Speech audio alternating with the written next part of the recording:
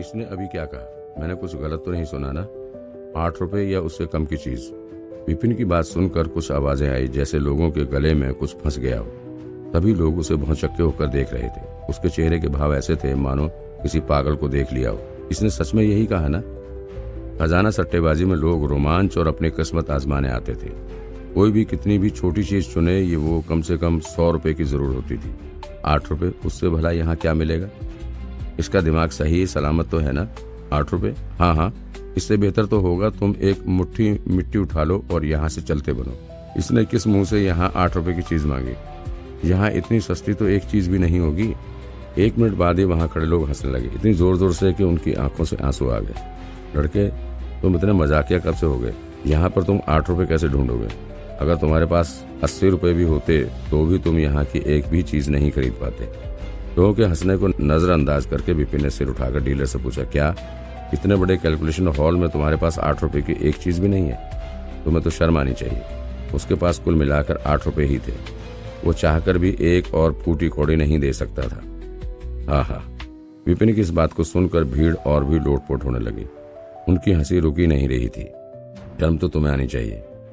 ये तो वही बात हुई जैसे कोई 1 रुपए लेकर मकान खरीदने निकला हो। भाई, तुम्हारे सिर में सब ठीक ठाक तो है ना? ये नजारा देखकर मास्टर बोले, ऐसा हो ही नहीं सकता कि तुम्हें यहाँ पर 8 रुपए की कोई भी चीज मिल जाए। एक काम करो, तुम यहाँ इस ढेर में से कोई भी चीज चुन सकते हो, मैं उसके पैसे दे दूंगा। अगर तुम्हारा फायदा हुआ तो सारे नफे को तुम अपने पास रख सकते हो, लेकिन अगर तुम हारे तो बस अपना माफी मांगने का वादा पूरा कर देना।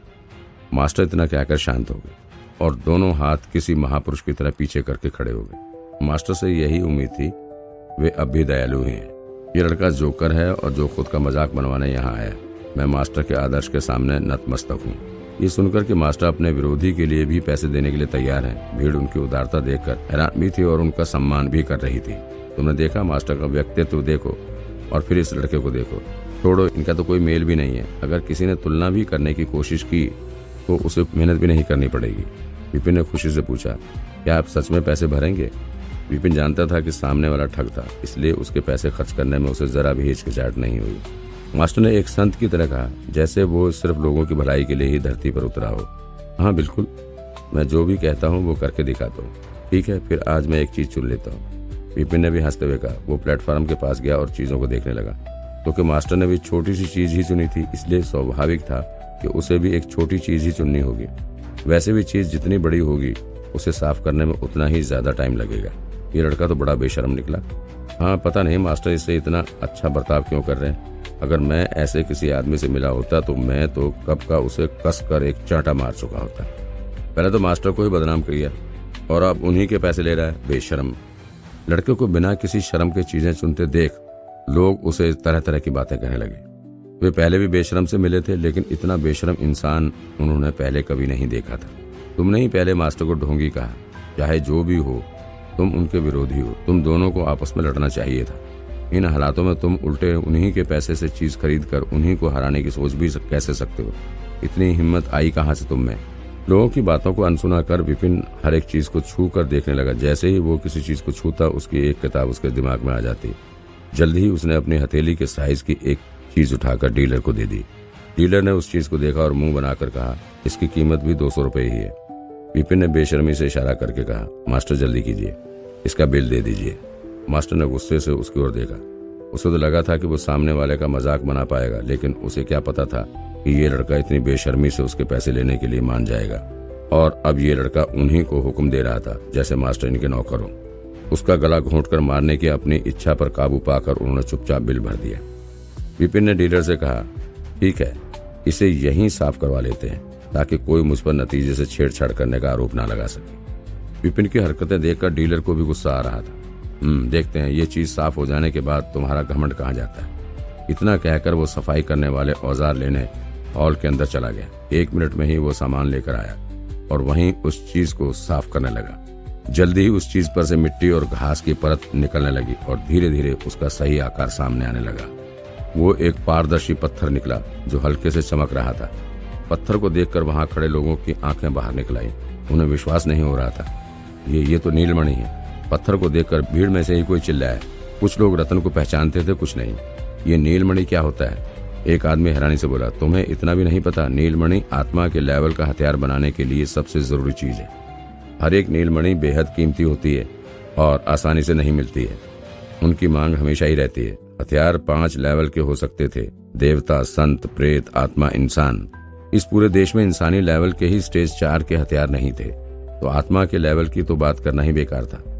अगर कभी एक बन भी गया तो उसकी कीमत कोई चुका नहीं पाएगा। इसलिए ही नीलमणि इतनी बेशकीमती थी। आत्मा के लेवल के हथियार का मेन हिस्सा होने के कारण जिस पल नीलमणि को बेचने की बोली लगाई जाएगी, उसी पल कई खानदान और एक्सपर्ट उसके पीछे पड़ जाएंगे। इसकी कीमत कितनी होगी?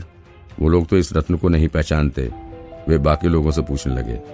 ऐसे दुर्लभ रत्न की कीमत बताना बहुत ही मुश्किल था, लेकिन फिर भी किसी ने अंदाजा लगाया। मैंने सुना था कि कुछ साल पहले दूर किसी देश में एक नीलमणि को बेचा गया था। वो अंडे के साइज का ही था और उसकी कीमत 50,000 रुपए लगाई गई थी।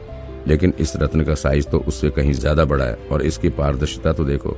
जो भी हो, ये कम से कम 1 लाख रुपए का तो होगा ही। इतना बोलते बोलते ही बोलने वाले के मुंह में पानी आ गया। 1 लाख कीमत सुनकर कई लोग तो गिर ही पड़े। 200 रुपए की कोई चीज 1 लाख रुपए की बन गई। 500 गुना ज्यादा मुनाफा, वो भी एक ही मिनट में। क्या ये सब सच में हो रहा था? उस रत्न को देखकर डीलर के हाथ कांपने लगे। उसे विश्वास नहीं हो रहा था। ये एक कैलकुलेशन हॉल का डीलर होने के कारण उसे खजानों की पहचान और उनकी कीमतें बहुत अच्छे से पता थी। उसे पता था कि उस आदमी के शब्द 100% सच थे। ये चीज वाकई में उससे भी ज्यादा कीमती थी। नामुमकिन, मैं जरूर कोई भयानक सपना देख रहा हूँ। भीड़ और डीलर की बात सुनकर मास्टर के चेहरे का रंग उड़ गया। उसे लगा था कि ये लड़का कुछ भी नहीं चुन पाएगा और उसे फिर एक बार अपनी महानता दिखाने का मौका मिल जाएगा। उसने सपने में भी नहीं सोचा था कि वो इतना कीमती खजाना ढूंढ सकेगा। दोनों चीजों की कीमत 200 रुपए ही दी गई, लेकिन जहां एक तरफ उसकी चीज को सिर्फ 2000 में बेचा जा सकता था, वहीं उस लड़के की चीज की तो कीमत का अंदाजा 1 लाख रुपए थी। उसे बेचना तो शायद मुमकिन ही ना हो। इतना अंतर। विपिन को पता था कि वो चीज क्या थी। उसे तनिक भी हैरानी नहीं हुई। उसने डीलर के हाथ से नीलमणि लिया और भीड़ को दिखाते हुए कहा, मैं इसे बेचना चाहता हूँ। सबसे ज्यादा बोली लगाने वाले को मैं ये बेच सकता हूँ। मैं 1 लाख रुपए दूंगा। जिसने सबसे पहले नीलमणि को पहचाना था वही आदमी चिल्लाया। 1 लाख रुपए बहुत बड़ी रकम होती थी, लेकिन नीलमणि उससे कहीं ज्यादा मूल्यवान था। भीड़ में से और भी कई लोग बोलने लगे। 1,10,000 दूंगा। 1,12,000। जल्दी बोलो। 1,53,000 तक पहुंच गई। वही आखिरी कीमत बनी और रत्न एक अमीर व्यापारी ने ले लिया। ये राजधानी के सबसे बड़े बैंक का नोट है। इसे देकर तुम 1,53,000 रुपए कभी भी किसी भी बैंक से निकलवा सकते हो। उस अमीर ने रत्न अपने हाथ में लिया और उसके बदले में विपिन को एक नोटों का बंडल पकड़ा दिया। इतनी बड़ी रकम लेकर घूमा नहीं जा सकता, इसलिए ही इस दुनिया में भी बैंक के नोट दे दिए जाते थे, जैसे विपिन की दुनिया में पुराने टाइम में नोट और चेक हुआ करते थे। एक नजर देखकर ही विपिन को पता चल गया कि वो नोट असली थे या नहीं, और फिर उसने सारे नोट अपनी जेब में रख लिए। फिर उसने एक 10,000 की कीमत का नोट निकाला और मास्टर के पास गया। वो नोट मास्टर को देते हुए बोला, आपने 200 रुपए मुझे दिए थे, ये लो 1,000 की रकम का नोट। इसे अपने पास रख लो। बचे हुए पैसे टिप समझकर रख लेना।